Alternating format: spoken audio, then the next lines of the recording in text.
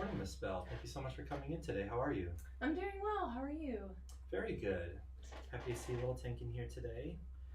Just going over your case history, a few notes. I see he failed a hearing screening at school about 2 weeks ago. Yeah, so I got a call from the school nurse, and she said he failed two tones or something. I don't really know what it means, but she said basically we needed to come in and get his hearing checked. Okay. Well, thank you very much for bringing him in. That can be a challenging listening environment at school, but we have proper soundproof booth here, and we can get some very good results. Okay. Can I get one of those at home? You could. I don't know. I think I could really use that. This one's not for sale. Oh. Okay, moving down to how many ear infections has he had? Seems like quite a few. Yeah, so he probably started having ear infections like around 2 years old, and he's had maybe like 1 or 2 a year since then. But I mean, usually he gets antibiotics and then it goes away. It's fine. Okay, so sounds like more than 5 or 6. Yeah, probably Okay. around that number. Antibiotics. Did anybody bring up having tubes put in as an option? You know, we went over to Children's. I don't know if you know that hospital or not. Absolutely. Honestly, I just wasn't impressed. I felt like they were just there. First of all, they cost an arm and a leg. I think they were just there to get my money. But the doctor mentioned something about tubes, but I didn't really see the point of doing that because, I mean, one, I didn't really want to put him through surgery if he didn't have to, but antibiotics always work. And also, I'd rather spend the $30 on antibiotics versus hundreds of dollars for a surgery that he's going to be uncomfortable for, and it just didn't seem necessary to me. Okay. It can be as little as an outpatient procedure, same day. Okay. There's a couple different options, ways they can do it, and I can tell that you care a lot about him, and we'll take care of him today here. Okay. The best results we can. Good. Moving down the chart, childhood hearing loss in the family, no, that's good. And then everything was normal through pregnancy and delivery. Oh yeah, he was an easy baby. Everything was normal. Oh, that's good. I see that he's speaking sentences now. Can you tell me a little bit about how you two communicate on a daily basis? Yeah, so he's a hyper child. I will say that, and he's kind of stubborn. But I think we communicate fine. Right now he's working on his reading at school, so I'm helping him with that. Sometimes, he'll ignore me when I'm talking to him, but because he's playing with his toys or whatever. But if I usually just kind of yell at him, he'll eventually clean up. We're working on that, following directions right now. So. Absolutely. What does he like to read? Dinosaurs?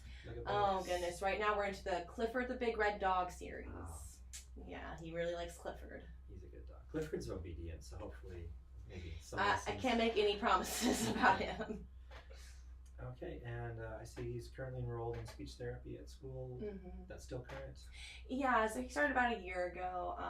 So they're just working with him, and I think it's helping. I understand also everything he says, but I know my husband complains that he has a hard time understanding sometimes. Okay. Is he enrolled in any other services at school? No, just that. And his teacher has been complaining that he's having a hard time staying focused in class, but again, he's a boy. He's super hyper. He's just very, very smart. I think he just gets bored, and so he just kind of acts out. Sometimes boys will be boys, but sometimes maybe there's something else going on, and we're very interested to help you out with that today. Skipping back to his reading real quick, how do you feel he's reading on pace with the class? So he's a little bit behind right now, which is why I'm kind of working with him at home. And his speech therapist, she kind of told me that might be something that's going along with that. Apparently, with I forgot the exact words she used, but something with the language and stuff that can be a result of that. Yes, language acquisition, reading and speech, and even little rhyming games are very important to develop language and reading skills early on. Okay. Is there anything that wasn't on the questionnaire or that I didn't ask you that you feel would be pertinent to bring up at this time? So I know that your secretary when I spoke to her quoted a price to me today. So that's going to be the price for the appointment, correct? We just don't have health insurance, so I just want to make sure before we get in here, because again, I didn't want to be surprised with any, fees or anything. Oh, absolutely. We have different payment plans available, and the price that you were quoted, we can go below that. Okay. Need be. We just want to make sure we get Tink and all the Bell family taken care of. Okay, perfect. Thank you. Okay, let's proceed to testing. Okay, Mrs. Bell, we got all the results from testing today. Tink was great. He was made through all of our testing. Okay. He did such a good job. You're going to get a prize after this, aren't you? That sounds like fun. Okay, so the first thing I'd like to talk about is our testing that we did in the booth. Okay. I'll walk you over our audiogram. From left to right on top here, we have changes in pitch from low to high, like keys on a piano. Okay. And then from top to bottom, our changes in loudness. Here's softer than a whisper, down here is loud as a jet engine. Okay.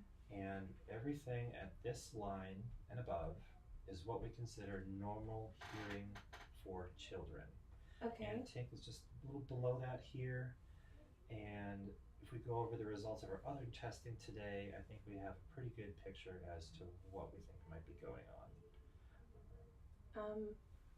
Okay, so he's not hearing, like you said, normal, or?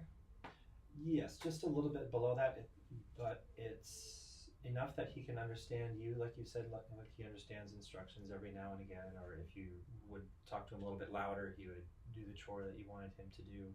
It just explains why he might need a little more volume currently. Okay, so I just need to shout? Not all the time. Hopefully not. But with our otoscopy, which is the first thing we did, was just taking a look inside of his ear. I could see that there was some fluid behind his eardrum, which might be as a result of allergies. It might be another ear infection has come on. I mean, yeah, he has like chronic colds and allergies, so I guess I'm not surprised by that. But I'm sorry that he's feeling bad. I had no idea that was going on. So he wasn't like tugging at his ears, or he didn't appear irritated at all. No, which is very common, especially for a tough, active little boy. He's got other things on his mind. Yeah, he's a tough little boy. So other things that we found today, the test where we did put just a little bit of a pressure in his ear and we're checking eardrum mobility, that also confirmed that there was some fluid behind his ear. His eardrum's a little stiff. Okay. And with that activity in his middle ear space, that can account for this current hearing loss. And I say current because he passed his newborn hearing screening. Yeah. And with treatment, we can get this ear infection cleared up. I'd like to retest, and then we'll see what the results we get after that. So this isn't permanent. Like he's not going to be have this hearing loss forever. We can see from our bone conduction testing that his innermost organ of hearing is very healthy and intact. But okay, which test was that one? That was we put the little bone oscillator on his forehead. Okay, yeah. And then he was able to put the toy in the bucket. Okay, that weird headband thing. Okay. Yes, which he performed great on. Okay, so that was normal. So what does that mean? So if that's normal, but he still has a hearing loss? Yes, ma'am. Okay. The current activity in the inner ear space, what's going on behind the eardrum, can account for this hearing loss. It's like he has foam earplugs in his ears or something like that. Okay. It might sound like he's underwater. Speech is just a little muffled, a little quiet. And that's very common with an ear infection or with allergies, if that's what's going on right now. Okay. So I guess what are our next action? Like what do I need to do now, I guess, with him? Oh, sure. So for my first recommendation, I'll refer you to a local pediatric ENT. She's fantastic. I know you didn't have the best experience down in Medical City before, and this lady is very personable. I've worked with her before, and her office does have a sliding pay scale. Okay. Are you not able to prescribe antibiotics today, or?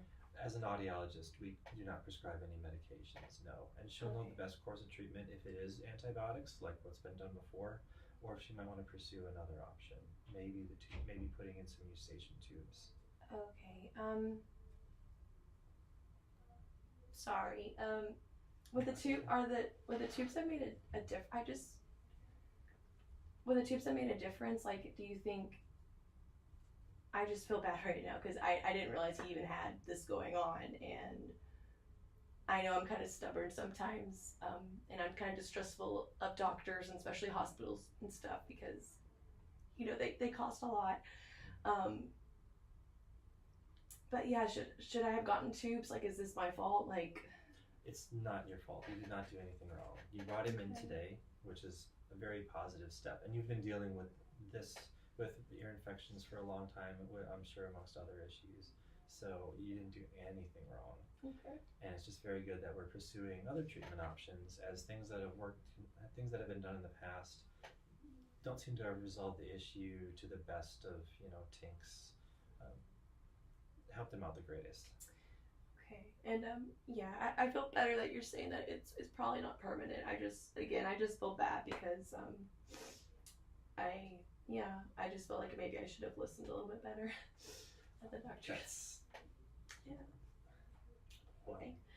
I'm sorry.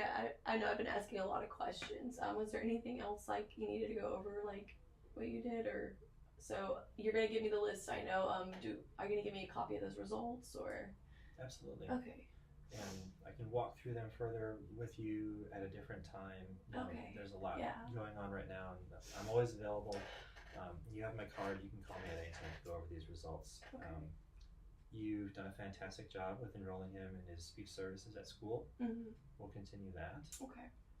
So really, we're just pursuing maybe a slightly different option, and finding a provider that's right for you and your family. Okay, yeah, no, I really appreciate that. Thank you. So, I guess I'll go ahead and I'll call that ENT and we'll just kind of go from there. And he'll need to come back in for another hearing test, or? I'll keep in contact with Okay. the ENT, and she'll let me know what's, transpired, and we would like to bring him back in for some more hearing tests after, if she does decide to pursue any different treatments, so that we can see if, what impacts that have had on his hearing. Okay. Which, what we see most commonly, are very positive effects. Okay. All right. Well, thank you so much. I feel better. Sorry again for, yeah, but thank you. I appreciate it. And so we'll go ahead and get that set up for him then. Okay, that sounds great. Okay. Thank you so much. Thank you.